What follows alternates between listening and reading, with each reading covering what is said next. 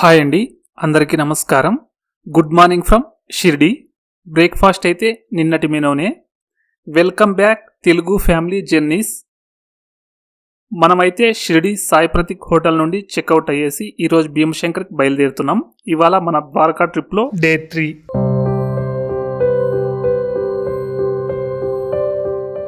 ఇప్పుడు మార్నింగ్ 7:40 అవుతోంది. ఇక్కడ మాకు కావాల్సిన వాటర్ బాటిల్స్, స్నాక్స్ అయితే తీసుకుంటున్నాం. ఇక్కడ నుండి భీమశంకర్ 180 కిలోమీటర్స్ ఉంది. జర్నీ టైం దాదాపు 4 hours. అక్కడికి మార్నింగ్ 11:30కి రీచ్ అవుతామని చూపిస్తోంది.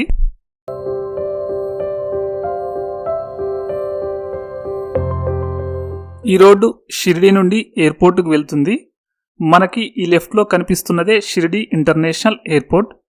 నిన్నంతా మనం షిర్డీలో డే 2లో చూపిన విధంగా బాబా దర్శనం, లోకల్ టెంపుల్స్ చూడడానికి ఆటోలో అయితే వెళ్ళాం కదా. ఇలా ఎందుకంటే సిటీలో కానీ టెంపుల్స్ దగ్గర కానీ మన కార్ పార్కింగ్ చేసి వెళ్ళడానికి కొన్ని చోట్ల అవకాశం ఉండదు కాబట్టి అక్కడ లోకల్ ట్రాన్స్పోర్ట్ యూజ్ చేసుకోవడం చాలా మేలన్నది నా అభిప్రాయం.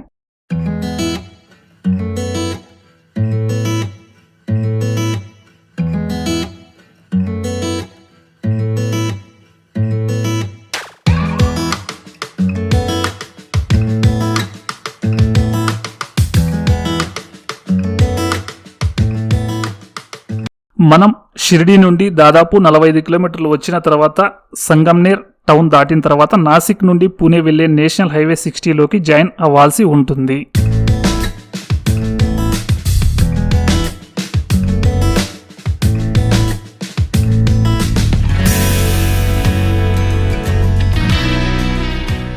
ఈరోజు మన ఫస్ట్ టోల్ గేట్.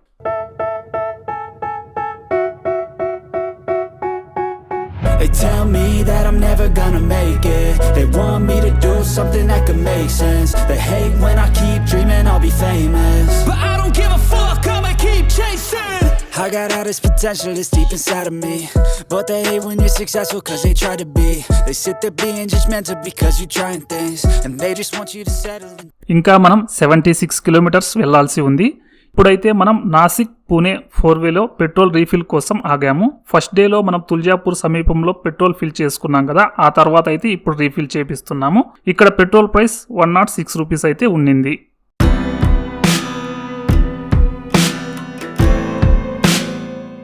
మనం నాసిక్ పూణే నేషనల్ హైవే 60 నుండి మాంచర్ విలేజ్ దగ్గర ఎగ్జిట్ అయ్యేసి రైట్ టర్న్ తీసుకోవాల్సి ఉంటుంది.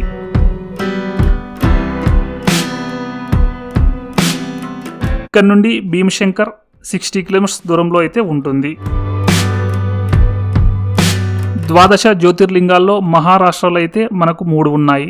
మనం మొదటి రోజు వెళ్ళిన కృష్ణేశ్వర్, ఇప్పుడు వెళ్తున్న భీమశంకర్, మరొకటి నాసిక్ సమీపంలో గల త్రయంబకేశ్వర్. త్రయంబకేశ్వర్కు సంబంధించి డే 3 వీడియోలో పార్ట్ 2 లాగా మీకు వీడియో వస్తుంది. మేము ఈ ద్వారకా ట్రిప్లో ద్వాదశ జ్యోతిర్లింగాల్లో 7 జ్యోతిర్లింగాలు అయితే దర్శించుకున్నాము. మీకు 1 by 1 వాటి గురించి వీడియోస్ వస్తుంటాయి. మీరు సొంత వాహనాల్లో భీమశంకర్ వచ్చేలాగా అయితే ఇప్పుడు మనం మాంచర్ విలేజ్ దగ్గర రైట్ టర్న్ తీసుకున్నాం కదా, అక్కడ ఫ్యూయల్ లెవెల్ ఒకసారి చెక్ చేసుకోండి. తక్కువ ఉంటే రీఫిల్ చేసుకోండి. ఎందుకంటే భీమశంకర్కి 40 కిలోమీటర్లు ఉందనగా పెట్రోల్ బంక్స్ అయితే లేవు కనుక. అలాగే షిర్డీ నుండి భీమశంకర్కి ఆర్టీసీ బస్ సౌకర్యం లేదు. మీరు సొంత వాహనాలు లేనివారు షిర్డీ నుండి ప్రైవేట్ టూర్ ఆపరేటర్స్ ద్వారా ఇక్కడికి చేరుకోవచ్చు. ఒక్కొక్కరికి అప్ అండ్ డౌన్ 500 నుండి 800 రూపీస్ ఛార్జ్ చేస్తారని విన్నాను. మీరు షిర్డీ నుండి ఉదయం బయలుదేరేసి తిరిగి రాత్రికైతే షిర్డీ చేరుకోవచ్చు. భీమశంకర్ సహ్యాద్రి శ్రేణుల్లో ఉంటుంది కనుక భీమశంకర్కి 35 కిలోమీటర్లు ఉందనగా చిన్న ఘాట్ అయితే మొదలవుతుంది. ఇక్కడ నుండి లొకేషన్స్ చాలా బాగుంటాయి. ఇదైతే ఒక గిరిజన ప్రాంతము. మనం ఇక్కడి నుండి కుడివైపుకు చూస్తే ఇందాక మనం క్రాస్ చేసి వచ్చిన తింబే డ్యామ్ వ్యూ చాలా అద్భుతంగా ఉంటుంది.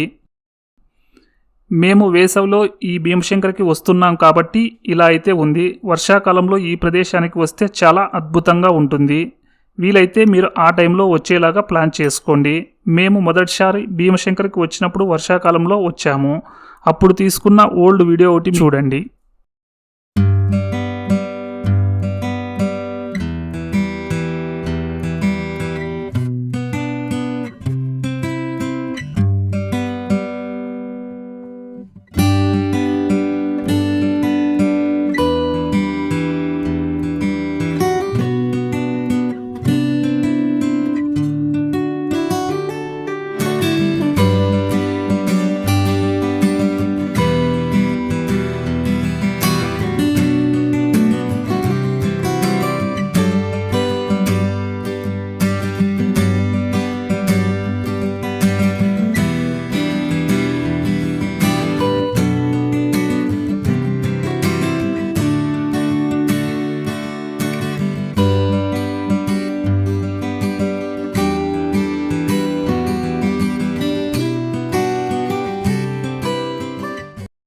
ఇప్పుడు మనం ప్రజెంట్ లేక్ అయితే వచ్చేసాం.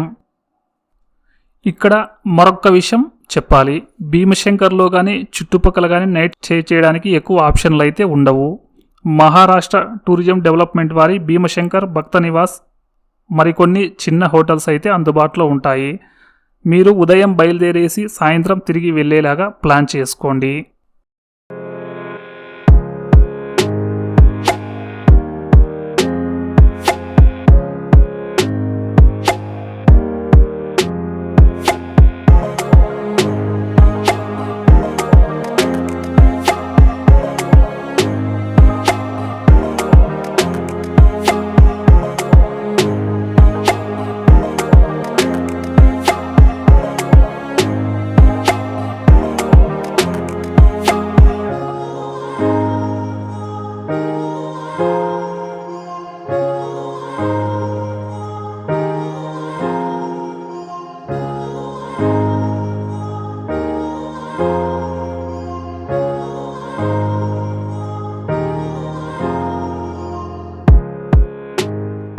మనం భీమశంకర్కి అయితే వచ్చేసాం.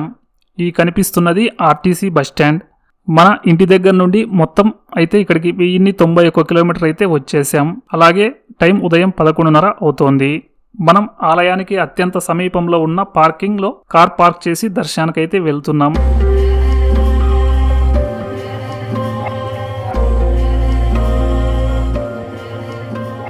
ఇక్కడ నుండి ఆలయం 1/2 కిలోమీటర్ దూరంలో ఉంటుంది. మనం ఇక్కడ నుండి ఆలయం చేరుకోవాలంటే 200 మెట్లు దిగి వెళ్లాల్సి ఉంటుంది. కాకపోతే ప్రస్తుతం మెట్ల మార్గం రిపేర్ వర్క్ జరుగుతోంది. మనం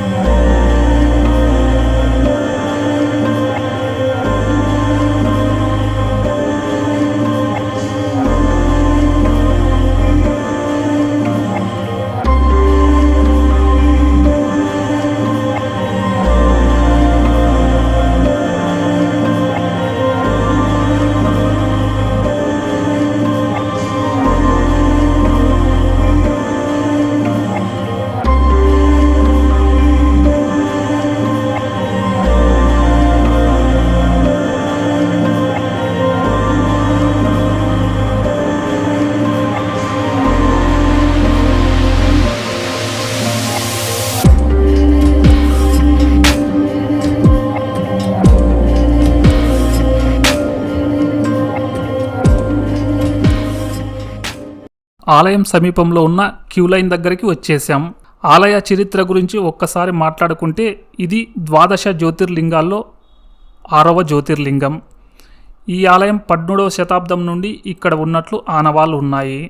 ఇప్పుడు ఉన్న ఈ ఆలయ గోపురం మరియు మంటపం పేష్వాకు చెందిన నానా ఫడ్నవీస్ నిర్మించినట్లు శాసనాలు చెబుతున్నాయి. భీమశంకర్ జ్యోతిర్లింగం దర్శించుకోండి. గర్భగుడిలోకి సాధారణ రోజుల్లో రద్దీ లేనప్పుడు ప్రతి ఒక్కరిని అనుమతిస్తారు. అలాగే మనం వెళ్ళి స్వామివారికి స్వయంగా అభిషేకాలు పూజలు చేసుకోవచ్చు. ఇటువంటివి చేసుకోవాలంటే ప్రత్యేక రసీదు తీసుకోవాలి. మనకి ఇది 12 జ్యోతిర్లింగాల్లో 6వ జ్యోతిర్లింగం అని ఇందాకే చెప్పాను కదా. ఆలయం మొత్తం వ్యూ అయితే ఇలాగుంటుంది. ఆలయం నగ్రార శైలిలో నిర్మించబడింది. ఉదయం 5:30 గంటల నుండి రాత్రి 9 గంటల వరకు అయితే ఆలయ దర్శన వేళలు. ఆలయ సమీపంలో ప్రకృతిమైన ప్రదేశాలు ఉన్నందున ఒక్కొక్కసారి భక్తుల తాకిడి చాలా ఎక్కువగా ఉంటుంది.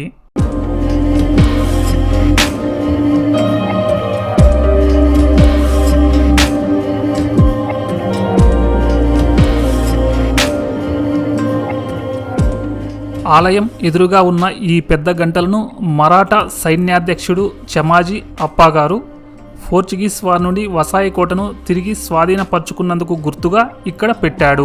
ఇలాంటివి మరో 4 గంటలు మహారాష్ట్రలో వివిధ చోట్ల పెట్టాడు.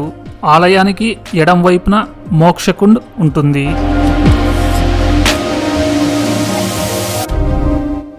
ఆలయానికి సమీపంలోనే భీమా నది జన్మించిన ప్రదేశం కూడా ఉంటుంది. ఈ భీమా నది జన్మించిన ప్రదేశం కాబట్టి ఈ ఏరియా చాలా అద్భుతంగా ఉంటుంది. ఇక్కడ అప్పుడే చేసిన వేడివేడి పాలకోవా చాలా ప్రత్యేకం. మీరు ఒకసారి వీలైతే టేస్ట్ చేయండి. మేము దర్శనం ముగించేసుకొని త్రయంబకేశ్వర్ బయలుదేరుతున్నాం. డే 3 పార్ట్ 2లో ఈ వీడియో అయితే వస్తుంది.